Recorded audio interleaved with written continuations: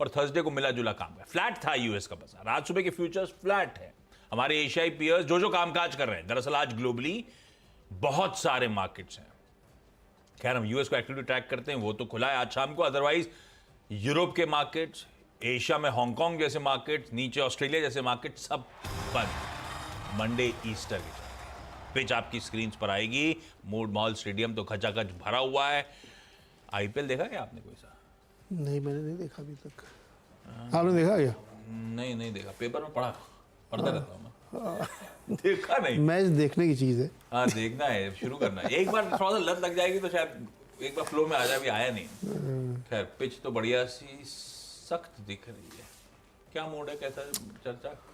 Mood अच्छा है। देखो पूरी दुनिया में छुट्टी थी फ्राइडे को, तो इसलिए थर्सडे तक के क्यूज अगर आप लें तो कहीं कोई प्रॉब्लम नहीं हो रही है।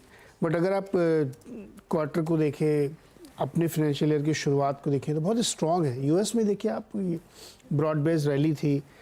पीसी का एक नंबर बड़ा एक्सपेक्टेड था, वो भी एक्सपेक्टेड लाइन पे आया, 0.3% बढ़ के आया। हालांकि अभी 2.8% है पीसी, उनको 2% चाहिए।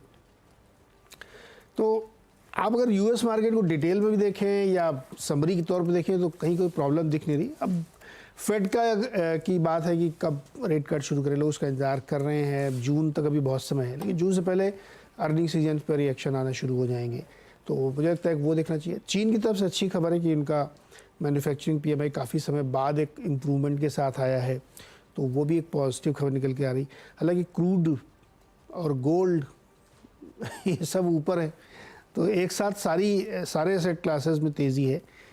ये अगर आप चिंता का सबब मानते हैं तो चिंता होनी चाहिए, अदरवाइज कोई दिक्कत नहीं लग रही। हालांकि गोल्ड तो अलग रीजन से बढ़ रहा है, उसको सीधे इक्विटी से नहीं जोड़ना चाहिए। बहुत बाइंग हो रही है इसमें गवर्नमेंट की, तो इसकी वजह से तेज़ी है।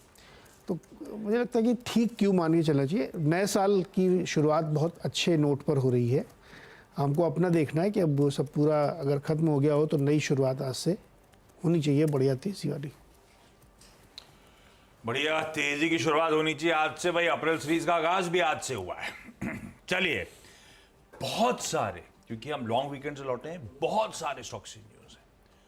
अब उसमें पिक एंड चूज करना था, हो सकता है गलत चूज कर लियो, जो मैंने छोड़े हो वो ज्यादा अच्छा चले या ज्यादा अच्छा परफॉर्म करें, ईदर वेज गिरे जो भी हो। तो आप वो स्टॉक्स न्यूज जो आज की एग्जॉस्टिव है उस पर ज्यादा नजर रखिएगा। उनमें से कुछ पिक एंड चूज करके मैं मेंशन कर दे रहा हूं। पर एग्जॉस्टिव लिस्ट है और बहुत इंटरेस्टिंग अपडेट्स हैं इस वीकेंड के। सबसे पहले रडार पे रखेंगे आज तो खैर इन्फोसिस का स्टॉक। इनकी एक रिलीज आई वीकेंड पे जो कहती है इनकम टैक्स एक्ट के अंतर्गत इनको ऑर्डर्स रिसीव हुए कई सारे असेसमेंट ईयर्स के, 2007-8 से 15-16, 17-18, 18-19, इन सब के इस क्वार्टर में अपडेट लौट के आए इनके पास, जिसमें कंपनी एक्सपेक्ट कर रही है 6,329 करोड़ रुपए का रिफंड, जिसमें ब्याज इंक्लूडेड है। अब कंपनी कह तो रही है कि वो अंडर द प्रोसेस है। इम्प्लीकेशंस क्या हैं इस ऑर्डर्स के, इनके फाइनेंशियल स्टेटमेंट्स पे जो मार्च क्वार्टर में या मार्च ईयर के ये लोग प्रेजेंट करने जा रहे हैं। तो इसका मतलब है बेसिकली 31 मार्च से पहले आ ही गया है, वही वीकेंड आ ही गया होगा। अब इनको वो एडजस्टमेंट्स प्ले आउट करने हैं, तो कैसे करेंगे वो उस पर वर्क कर रहे हैं।